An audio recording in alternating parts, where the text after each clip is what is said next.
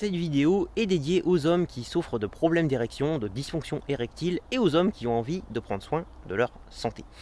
Je vais vous faire une série de vidéos comme ça, je ne sais pas exactement à quelle fréquence je vais les poster, mais le but c'est déjà de vous partager mes connaissances par rapport à tout ce qui est les sujets de la santé, les sujets des troubles de l'érection, les sujets des pathologies qui sont annexes aussi aux troubles de l'érection parce que en tant que personne on peut souffrir de différentes choses. Et puis voilà, vous donner mes pistes de réflexion, enfin voilà, vous faire un petit retour aussi sur mon évolution en tant que thérapeute. Voilà. Moi je m'appelle Quentin, je suis coach et je travaille pour accompagner en fait les hommes qui souffrent de dysfonction érectile. Donc je pense que mes connaissances peuvent vous apporter énormément de déjà vous éclairer par rapport à ce qui se passe dans votre corps et puis vous apporter aussi des pistes de solutions, pourquoi pas, à mettre en place. Et j'ai aussi envie de parler de certains sujets qui peuvent fâcher ou certains sujets qu'on n'ose pas forcément aborder en France. Je suis désolé, il y a une petite, petite musique en arrière-plan, ça vient pas de moi. Mais bon, bref.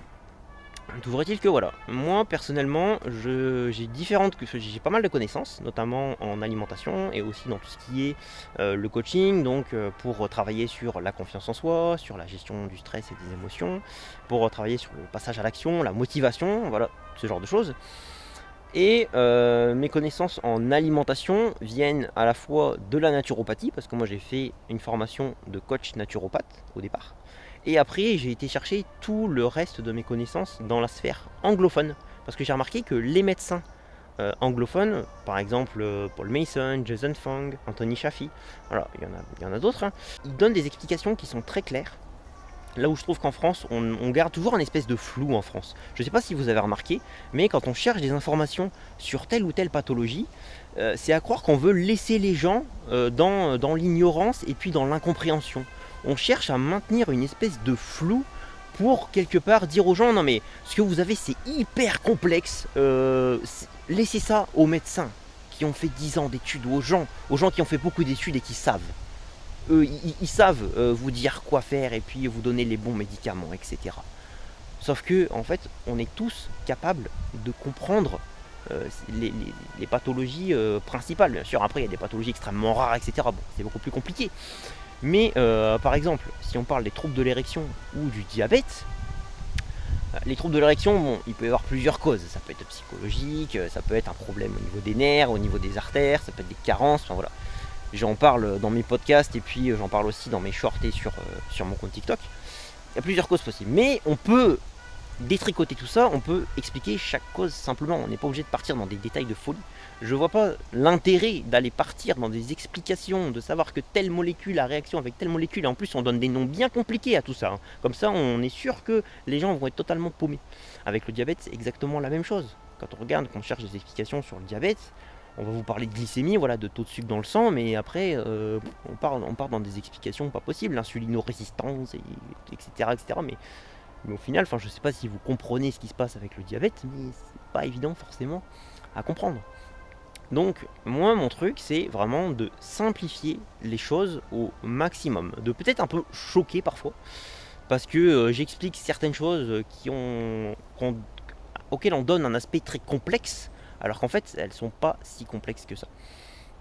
Je vais vous donner un exemple. Quand on cherche des solutions naturelles efficaces sur Internet, à des problèmes d'érection ou à du diabète, ça marche aussi, on va trouver dans les conseils, un conseil qui n'est pas déconnant, mais qui est jamais donné avec des détails, c'est il faut avoir une bonne alimentation. Il faut avoir une alimentation adaptée. Enfin ça c'est plus mes mots à moi. Les mots qu'on va trouver c'est il faut avoir une alimentation variée et il faut avoir une alimentation équilibrée. Et puis éviter tout ce qui est soda, gâteau, dessert, etc. Ça c'est évident. Parce que on sait très bien que le sucre, ça cause beaucoup de problèmes de santé. Et quand on parle de sucre, on pense au sucre qu'il y a dans tous ces aliments-là en fait. Mais on va jamais parler des plus grosses sources de sucre, à mon sens, qui sont les céréales, les féculents, les légumineuses aussi. Sur tous les sites, on dit ah il faut manger des légumineuses, c'est excellent pour la santé. Des lentilles, des pois chiches et des haricots rouges et tout ça. Ouais, sauf que je pense qu'on a tous fait l'expérience de manger un bon cassoulet. Après, qu'est-ce qui se passe? On a la digestion qui est un peu compliquée, on fait un petit peu de gaz, ça sent pas très bon. Comment un truc pareil ça peut être bon pour la santé? C'est pas possible. C'est pas possible. Donc voilà, je vais pas tarder à arrêter la vidéo parce que je veux pas faire des vidéos trop longues non plus. Mais tout ça pour vous dire que voilà, je vais vous faire une série de vidéos pour vous partager voilà, des réflexions, des connaissances. Et la première chose que je peux vous transmettre, c'est que quand on dit voilà, il faut manger varié, il faut manger équilibré, tout ça, ça veut strictement rien dire. Ce qu'on a besoin de manger, c'est ce dont notre corps a besoin. Notre corps, il n'a pas besoin de 36 millions de choses. Il a besoin de protéines de qualité, il a besoin de bonnes graisses, de vitamines, de minéraux, d'oligo-éléments. Voilà, on n'a pas besoin de glucides par exemple. Si notre corps a besoin de faire des glucides, il peut en faire à base de protéines par exemple. On n'a pas...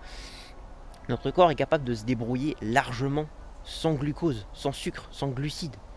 Et d'ailleurs, on le voit très bien parce que depuis qu'on mange des glucides, du glucose, comme des tarés, depuis qu'on en mange, voilà, qu'on a instauré cette espèce de pyramide alimentaire où la base de la pyramide alimentaire, c'est le pain, les pâtes, le riz, les féculents. Faut les manger complets, hein, surtout. Les manger complets, c'est bon pour la santé parce qu'on les assimile lentement. Mais au final, ça va quand même nous faire des tonnes de glucose qui vont circuler dans notre corps et qui vont créer plein de problèmes, comme les troubles de l'érection ou comme le diabète. Donc, méfiez-vous bien avec tous ces conseils santé, entre guillemets, bien pensants, etc., qui sont pas bons en fait. Donc, n'hésitez pas à me dire si vous êtes arrivé au bout de la vidéo, ce que vous en avez pensé. Est-ce qu'il y a des sujets que vous voulez que j'aborde en priorité? Enfin voilà. N'hésitez pas à me faire vos retours, vos commentaires, et puis ce sera avec plaisir que j'échangerai avec vous et que comme ça je pourrai orienter les prochaines vidéos. Donc à la prochaine et puis prenez soin de vous. Salut!